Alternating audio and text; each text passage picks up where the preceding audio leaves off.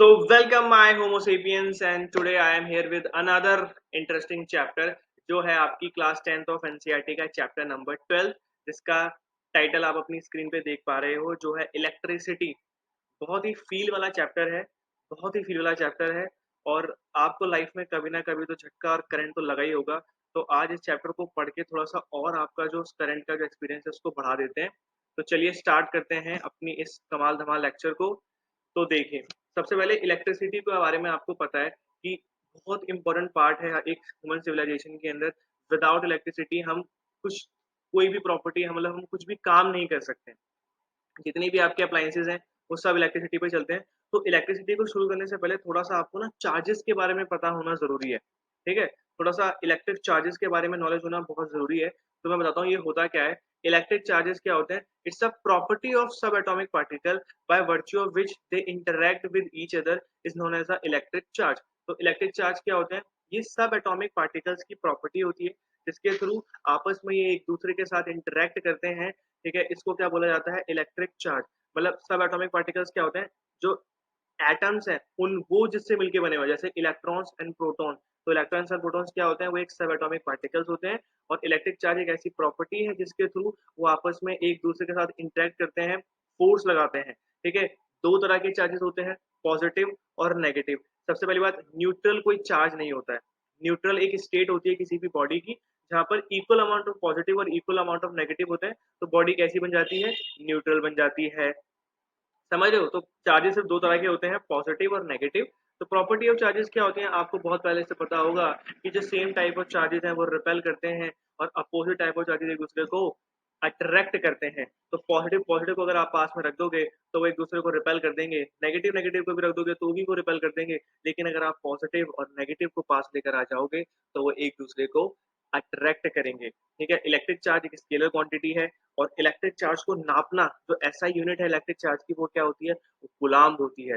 वो क्या होती है? वो कूलम होती है जिसको हम डिनोट करते हैं बाय द सी, ठीक है? और जो पॉजिटिव चार्ज हो जो आपका नेचुरली जो जैसे मैंने बताया जो सब एटॉमिक पार्टिकल है, तो पॉजिटिव चार्ज कौन पॉसेस करता है? आपका प्रोटॉन भैया। नेगेटिव चार्ज कौन पॉसेस करता है? आपका इलेक्ट्रॉन। तो दोनों पे क्या होता है? इक्वल मैग्नीट्यूड ऑफ चार्ज होता है। उसके पास भी 1.6 इंटू 10 टू की पावर -19 कूलम्ब और इलेक्ट्रॉन के पास भी 1.6 इंटू 10 टू की power -19 coulomb but in the negative form. समझ रहे हो? तो अगर आपने किसी एक बॉडी को 1 प्रोटॉन और 1 इलेक्ट्रॉन दे दिया, तो दोनों चार्जेस का मैग्नीट्यूड कैसा है? बराबर है और इलेक्ट्रॉन का कैसा है? नेगेटिव में है।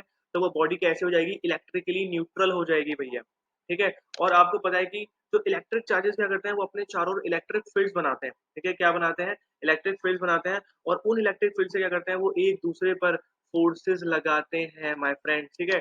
समझ में आ रहा होगा इतना। अगली स्लाइड पे चलते हैं। ये बेसिक इंट्रोडक्शन था इलेक्ट्रिक चार्जेस का, जो समझना ज़रूरी है। चलिए आगे।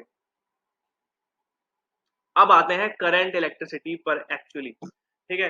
तो भैया करंट इलेक्ट्रिसिटी को अगर डिफाइन करा जाए एक डेफिनेशन में तो क्या होता है? The study of electric charge in a motion. जब भी कोई इलेक्ट्रिक चार्ज अगर मोशन में है, वो चल रहा है, वो भाग रहा है, तो उसको हम क्या बोलते हैं? Current electricity. मतलब फिजिक्स की एक ऐसी ब्रांच जिसके अंदर हम मोशन हुए हुए चार्ज की जब स्टडी करते हैं, उसको हम बोलते हैं करंट इलेक्ट्रिसिटी। आपको जैसे मैं बताता हूँ, अगर आपने देखा होगा कि अगर 2 टंकी हैं, ठीक है? एक टंकी खाली है और एक टंकी में पूरा पानी भरा हुआ है और अगर आप उसको नीचे से कनेक्ट कर दोगे, तो क्या होगा? जैसे ही आप टैप को ओपन करोगे, तो जिस टंकी में पानी भरा हुआ है, उससे पानी जो है उस खाली वाली टंकी में जाना स्टार्ट हो जाएगा। एक वाटर करंट बन जाएगा, एक वाटर का फ्लो बन जाएगा because of the pressure difference, ठीक है? उसमें प्रेशर डिफरेंस आ जाता है। तो अब हो क्या रहा है और उसमें पानी कब तक फ्लो करेगा? आप सबको पता है जब तक उन दोनों पानी की टंकियों में वाटर का जो लेवल है वो इक्वल ना हो जाए। उसके बाद वो रुक जाएगा क्योंकि अब दोनों में किसी तरह का डिफरेंस नहीं बचा है, ठीक है? तो अब वाटर कहीं भी फ्लो नहीं करेगा। तो सेम केस यहीं पर होता है कि अगर मान लो जैसे फॉर एग्ज़ाम्पल देखो अपनी स्क्रीन पर जो मैंने एक मेटालिक कंडक्टिंग वायर ली है जिसमें एक पॉइंट ए है, एक पॉइंट बी है। जो ए पॉइंट है उसका पोटेंशियल हाई है और जो बी पॉइंट है उसका पोटेंशियल लो है। तो क्या होता है कि due to the potential difference between 2 points there is a flow of electric charges. तो जब भी 2 पॉइंट के बीच में जब पोटेंशियल डिफरेंस अगर आप क्रिएट कर दो, तो भैया जो चार्जेस हैं वो फ्लो करने लग जाते हैं हाई पोटेंशियल से लो पोटेंशियल की तरफ। ठीक है, यही मैकेनिज्म है कि अगर आपने किसी भी कंडक्टिंग वायर में पोटेंशियल डिफरेंस क्रिएट कर दिया तो भैया जो चार्जेस हैं वो फ्लो करेंगे हाई टू लो। तो this flow of charge in the metallic wire जो है कंस्टिट्यूट इलेक्ट्रिक करंट। और जब ये चार्जेस फ्लो करते हैं एक मेटेलिक कंडक्टिंग वायर में तो वो क्या बना देते हैं, इलेक्ट्रिक करंट, मतलब इलेक्ट्रिक चार्जेस का फ्लो बना देते हैं। ठीक है, इलेक्ट्रिक करंट क्या होता है, the amount of electric charge flowing through particular area in a unit time. ये बोल सकते हो the rate of flow of electric charge is known as the electric current. भैया इलेक्ट्रिक करंट को डिफाइन कैसे करा जाता है, the rate of flow of electric charge is known as the electric current. मतलब एक यूनिट टाइम के अंदर किसी भी एक पर्टिकुलर कंडक्टर या किसी भी एक मेटेलिक वायर के क्रॉस सेक्शन से कितना amount of electric charge flow कर रहा है वो कहलाता है क्या, इलेक्ट्रिक करंट।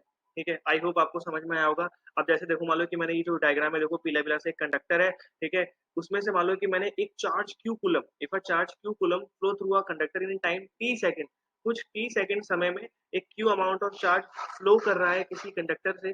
तो जो उसके अंदर किसी टाइम टी के अंदर एक चार्ज क्यू कूलम फ्लो कर रहा है किसी कंडक्टर से, तो उसके अंदर जो बनने वाला जो इलेक्ट्रिक करंट है वो कैसे हो जाएगा, I equal to Q by T. I equal to Q by T बहुत ही इंपॉर्टेंट फॉर्मूला है।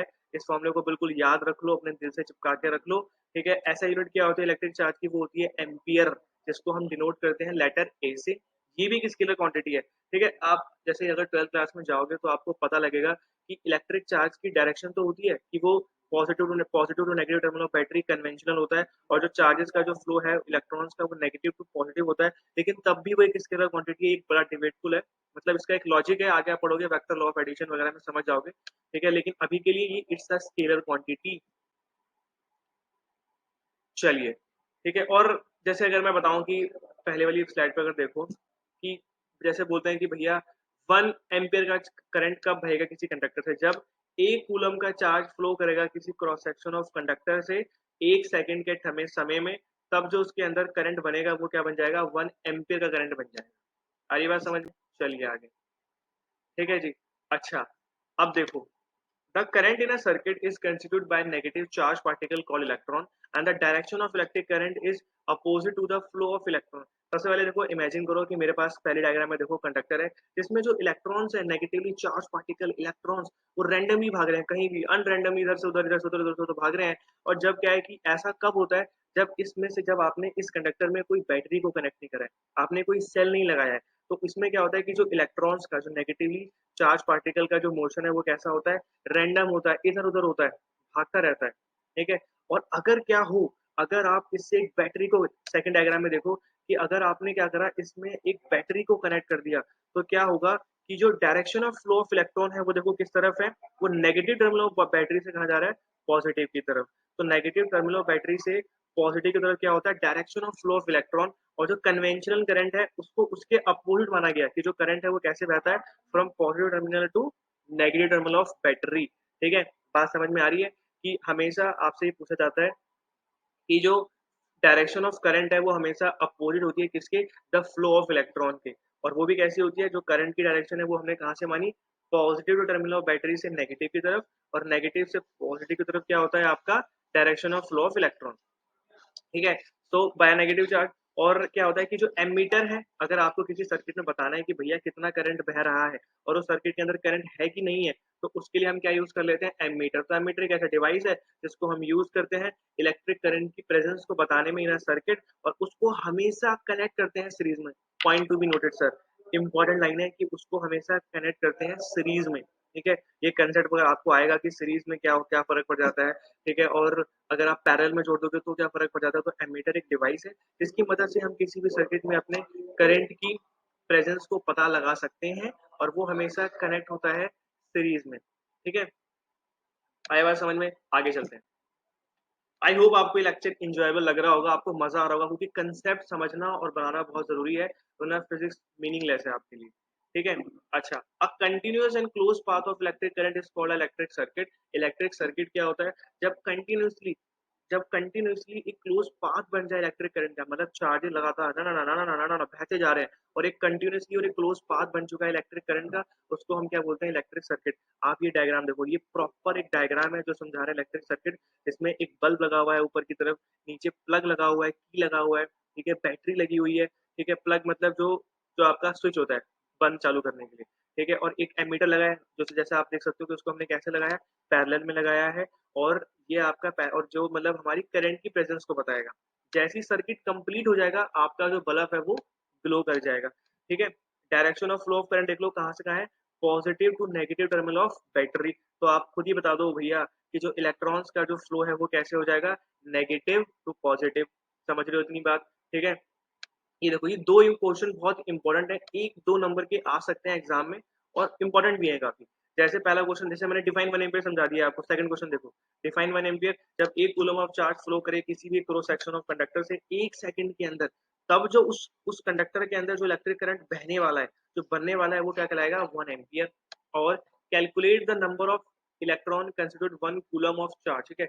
1 कूलम ऑफ चार्ज को बनाने के लिए कितने इलेक्ट्रॉन लगेंगे, ये क्वेश्चन समझो कि भैया आपको पता है कि एक इलेक्ट्रॉन पे चार्ज कितना होता है, 1.6 इंटू 10⁻⁻19 कूलम, ठीक है। अब ये बताओ, ठीक है, कि ये बताओ कि एक कूलम का चार्ज बनाने के लिए हमें कितने नंबर ऑफ इलेक्ट्रॉन्स लगेंगे, वो देखो। तो इसका सिंपल सा फॉर्मूला होता है Q equal to NE। Q क्या होता है, और we want to find 1 coulomb of charge, N होते हैं नंबर ऑफ इलेक्ट्रॉन, तो कितने नंबर ऑफ इलेक्ट्रॉन आपस में आएंगे और 1 कूलम का चार्ज बनाएंगे, या कोई भी चार्ज बनाएंगे। तो Q हो जाएगा कोई भी चार्ज जो हमें चाहिए, N हो जाते हैं नंबर ऑफ इलेक्ट्रॉन, ठीक है, E हो जाता है magnitude of charge, charge of पर इलेक्ट्रॉन, एक इलेक्ट्रॉन कितना चार्ज कैरी कर रहा है, वो E माइनस की वैल्यू हो जाती है। एक इलेक्ट्रॉन पे कितना चार्ज है, वो वैल्यू जाती है E माइनस की।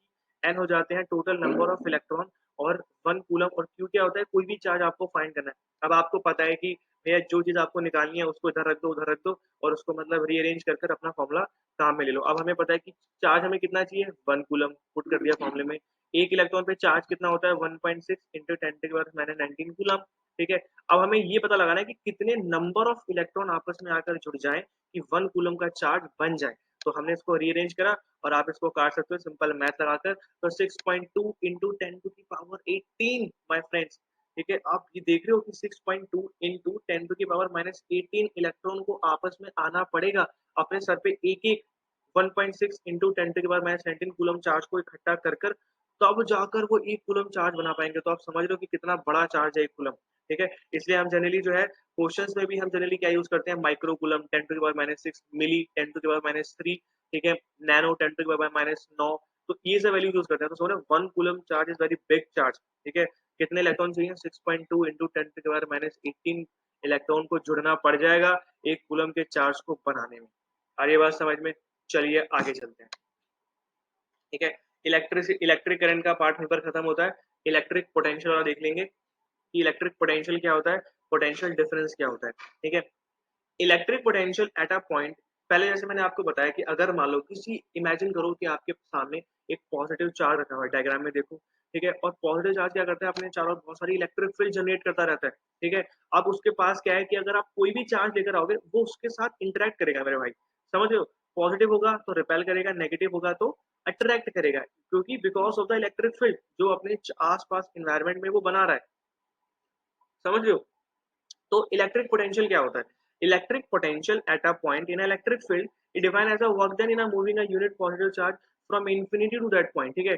इलेक्ट्रिक पोटेंशियल को हमने, अगर अगर आपसे कोई इलेक्ट्रिक पोटेंशियल पूछे तो क्या होता है कि मान लो कि अगर आपने एक पॉजिटिव चार्ज को रखा हुआ है और उसके चारों ओर इलेक्ट्रिक फील्ड्स का जो है एक दायरा तैयार हो चुका है, तो अगर आप क्या करोगे कि किसी एक यूनिट, एक छोटे से पॉजिटिव चार्ज को आप इन्फिनिटी से उठाकर ला रहे हो किसी भी एक गिवन पॉइंट पर in the presence of electric field, तो आपने जितना अमाउंट ऑफ वर्क डन, जितना अमाउंट ऑफ परिश्रम आपने कर दिया उस पॉजिटिव यूनिट चार्ज को इन्फिनिटी से उठाकर उस पॉइंट में रखने के लिए, वो क्या हो जाएगा, उस पॉइंट का इलेक्ट्रिक पोटेंशियल हो जाएगा। आपको पता है कि अगर पॉजिटिव के पास पॉजिटिव लेकर आओगे तो वो क्या करेगा, उसको रिपेल करेगा। अब खुद ही मुझे बताओ कि जैसे मैंने बी पॉइंट पर रखा, ठीक है, बी पॉइंट पर इन्फिनिटी से उठाकर उस चार्ज को मैंने रख दिया, तो वो एक फोर्स महसूस करेगा, तो आपने उसके अगेंस्ट कुछ वर्क तो करना ही पड़ेगा आपको। तो वो उस पॉइंट का पोटेंशियल डिफरेंस हो जाएगा कि कितना अमाउंट ऑफ वर्क डन आपको करना पड़ गया उस एक यूनिट पॉजिटिव चार्ज को इन्फिनिटी से उठाकर उस गिवन पॉइंट पर रखने में in the presence of electric field. अब खुद सोचो कि अगर मैं उस यूनिट पॉजिटिव चार्ज को उस बड़े वाले चार्ज के पास लेकर जाऊंगा, तो इलेक्ट्रिक पोटेंशियल हर पॉइंट का बढ़ेगा क्या घटेगा, ऑब्वियस ही बात है बढ़ेगा, क्योंकि वो फोर्स ऑफ रिपल्शन बहुत ज्यादा महसूस करेगा, समझ रहे हो? तो आपको उतना ही ज़्यादा परिश्रम करना पड़ेगा उस पॉइंट को उस बड़े वाले चार्ज के पास रखने में, समझ रहे हो? तो जो इलेक्ट्रिक पोटेंशियल है, वो उस पॉजिटिव चार्ज के पास बढ़ता चला जाएगा। समझ में आया कि कितना अमाउंट ऑफ वर्क डन आपको करना पड़ रहा है एक यूनिट पॉजिटिव चार्ज को इन्फिनिटी से उठाकर उस गिवन पॉइंट पर रखने में in the presence of electric field. ठीक है, इन्फिनिटी का जो इलेक्ट्रिक पोटेंशियल है वो हम क्या मान लेते हैं, जीरो मान लेते हैं। हमारी बात समझ रहे, द फ्लो ऑफ चार्जेस और electron in a conductor is caused by potential difference between two point metal wire. आपको मैं पहले ही बता चुका हूँ कि भैया जो मेटेलिक वायर के अंदर जो भी दो पॉइंट के बीच में अगर आप पोटेंशियल डिफरेंस क्रिएट कर दोगे तो चार्जेस का बहना स्टार्ट हो जाएगा, और जैसे ही चार्जेस बहेंगे आपका क्या हो जाएगा, आपका इलेक्ट्रिक करंट बन जाएगा। और आपको पोटेंशियल डिफरेंस कैसे क्रिएट करना है, जस्ट अप्लाई कर दो बैटरी या किसी भी एक सेल को। ठीक है, अब हम बताते हैं कि पोटेंशियल डिफरेंस क्या होता है। The potential difference between two points in electric field is defined as the amount of work done in moving a unit positive charge from one point to other point। तो potential difference क्या हो गया कि भैया मान लो A point पर आपने infinity से उठाकर एक पॉइंट A पर रख दिया चार्ज को, उस पॉइंट पर आपने कुछ वर्क डन कर दिया, तो उस पॉइंट का पोटेंशियल डिफाइन हो गया, कुछ अमाउंट ऑफ पोटेंशियल। अब वहां से उठाकर उस A पॉइंट से उठाकर किसी B पॉइंट पर अगर आपने एक चार्ज को रख दिया है, तो उन दोनों के बीच में क्या, तो the potential difference between two point in electric difference is called, मतलब ए पॉइंट से बी पॉइंट पर उठाकर आपने किसी यूनिट पॉजिटिव चार्ज को रखा, तो कितना अमाउंट ऑफ वर्क डन आपको करना पड़ गया, ठीक है, उस यूनिट चार्ज को रखने में, वो क्या हो जाएगा, उन दोनों पॉइंट के बीच का पोटेंशियल डिफरेंस हो जाएगा। तो पोटेंशियल को हम कैसे रिप्रेजेंट करते हैं, पोटेंशियल डिफरेंस को बी से रिप्रेजेंट करते हैं, और इसका फॉर्मूला क्या बन जाता है, work done by quantity of charge move. तो कितना अमाउंट ऑफ चार्ज आप मूव कर रहे हो एक पॉइंट से दूसरे पॉइंट पर in the presence of electric field, और कितना अमाउंट ऑफ वर्क डन आपने खर्च कर दिया उस चार्ज को उस पॉइंट पर रखने में, तो वो उन दोनों पॉइंट के बीच का क्या हो जाएगा, पोटेंशियल डिफरेंस हो जाएगा माय फ्रेंड्स। ठीक है, मुझे लगता है आई होप आपको यहाँ तक समझ में आया होगा। ऐसा यूनिट क्या होती है पोटेंशियल डिफरेंस की, वो वोल्ट होती है, जिसको हम डिनोट करते हैं वी से। कैसे लेटर से, वी से रिप्रेजेंट करते हैं। ठीक है, यहाँ देखो वी से। ठीक है, the potential difference between two point is said to be 1 volt if 1 joule of work is done in moving 1 coulomb of electric charge from one point to the other. भैया दो पॉइंट के बीच का, ठीक है, the potential difference between, तो दो point के बीच का जो पोटेंशियल डिफरेंस है वो 1 वोल्ट कब होगा, जब आपको एक कूलम का चार्ज, जब आपको एक कूलम का चार्ज उठाकर रखना पड़े और आपको एक जूल ऑफ वर्क डन आपको करना पड़े उसको मूव करने में, तब जो पोटेंशियल डिफरेंस बनेगा उन दो पॉइंट का, वो क्या हो जाएगा, 1 वोल्ट हो जाएगा। ये जो 1 कूलम डिफाइन कर दो, ठीक है, 1 एम्पियर डिफाइन कर दो, 1 वोल्ट डिफाइन कर दो, तो ये क्वेश्चन ना बड़े इंटरेस्टिंग से होते हैं, ये आते रहते हैं। ठीक है, कि मतलब एक कूलम, ये सब मतलब आते रहते हैं। और आपको पता है कि अगर आप एनसीईआरटी में देखोगे तो आपको सर्किट डायग्राम्स मिल जाएंगे कि भैया बल्ब के लिए क्या साइन होता है, बैटरी के लिए क्या साइन होता है, ठीक है, की के लिए क्या साइन होता है, वो आप पढ़ लेना, समझ लेना, कुछ नहीं है उसमें। ठीक है, कोई रॉकेट साइंस नहीं है, सिंपल सिंपल सी चीजें आपको बहुत आराम से समझ में आ जाएगी। ठीक है, पोटेंशियल क्या होता है, इलेक्ट्रिक पोटेंशियल हमने समझा, पोटेंशियल डिफरेंस क्या होता है वो हमने समझा, इलेक्ट्रिक करंट क्या होता है, चार्जेस के बारे में छोटी छोटी बातें करी हमने। ठीक है, अब हम बात करते हैं ओम्स लॉ की, बहुत इंपॉर्टेंट टॉपिक है ये भी। ओके, सो ओम्स लॉ क्या होता है, at a constant temperature the current flowing through a conductor is directly proportional to the potential difference across its end। सबसे पहले क्या होता है कि भैया अगर आपने टेम्परेचर को कांस्टेंट करा हुआ है, तो जो करंट फ्लो करेगा किसी भी कंडक्टर से, वो क्या हो जाएगा, डायरेक्टली प्रोपोर्शनल हो जाएगा to the potential difference across its end. मतलब आपने अज्यूम करो कि आपने एक मेटेलिक वायर ली, उस मेटेलिक वायर के अक्रॉस आपने क्या कर दिया, बैटरी को कनेक्ट कर दिया। बैटरी को कनेक्ट करने का मतलब क्या है कि आपने उस दोनों पॉइंट के बीच में पोटेंशियल डिफरेंस जनरेट कर दिया। अब उससे क्या होगा कि इलेक्ट्रिक करंट बहना स्टार्ट हो जाएगा। तो ये यही बोल रहा है कि एक कांस्टेंट टेम्परेचर पर आपने जो पोटेंशियल डिफरेंस लगाया है, तो उससे क्या होगा कि उसमें करंट बहना जो है स्टार्ट हो जाएगा। तो वो क्या है, डायरेक्टली प्रोपोर्शनल है कि अगर आपने बैटरी का पोटेंशियल, अगर आपने बैटरी का पोटेंशियल बढ़ाया तो करंट भी बढ़ेगा, अगर आपने बैटरी का पोटेंशियल घटाया, कम पावर की बैटरी लगा दी, तो उसमें बहने वाला जो करंट है उसकी वैल्यू भी घट जाएगी। ठीक है, और आपको पता है कि वी बाई आई, जो जब आपका प्रोपोर्शनैलिटी का साइन जब हटता है तो एक कांस्टेंट आता है, तो यहाँ पर वो जो कांस्टेंट है वो क्या है, वो भैया जी आपका आर है। आर क्या होता है, आर एक आपका कांस्टेंट जिसको क्या बोलते हैं, रेजिस्टेंस ऑफ अ कंडक्टर, जो किसी भी कंडक्टर के नेचर पे, उसकी लेंथ पे, एरिया ऑफ क्रॉस सेक्शन पे, टेम्परेचर पे, मतलब प्रॉपर्टी ऑफ मटेरियल पे डिपेंड करता है। ठीक है, अगर आपके पास गोल्ड है, आपके पास कोई अलाव है, जैसे कोई नाइक्रोम की वायर है जो निकल और क्रोमियम से मिलकर बनी है, ठीक है, आपके पास क्या बोलते हैं कॉपर वायर है, आयरन है, तो हर मटेरियल की प्रॉपर्टी पे भी डिपेंड करता है क्या, रेजिस्टेंस। तो रेजिस्टेंस क्या होता है, आर एक कांस्टेंट है। तो ओम्स लॉ सिंपली क्या होता है, V equal to I R. इतना याद कर लो भैया, V equal to I R क्या होता है, Ohm's law, potential equal to में करंट इंटू में रेजिस्टेंस। ठीक है, ये क्या होती है रेजिस्टेंस, अगर रेजिस्टेंस क्या होता है, it's a property of conductor to resist the flow of charges through it. ठीक है, तो रेजिस्टेंस क्या होता है, ये किसी भी कंडक्टर की प्रॉपर्टी होती है, ये किसी भी कंडक्टर की प्रॉपर्टी होती है जो अपने अंदर से इलेक्ट्रॉन या चार्जेस के फ्लो को अलाउ नहीं करती है, मना करती है। ठीक है, अब वो कितने एक्सटेंड से कर रही है, वही क्या हो जाएगा उसका रेजिस्टेंस।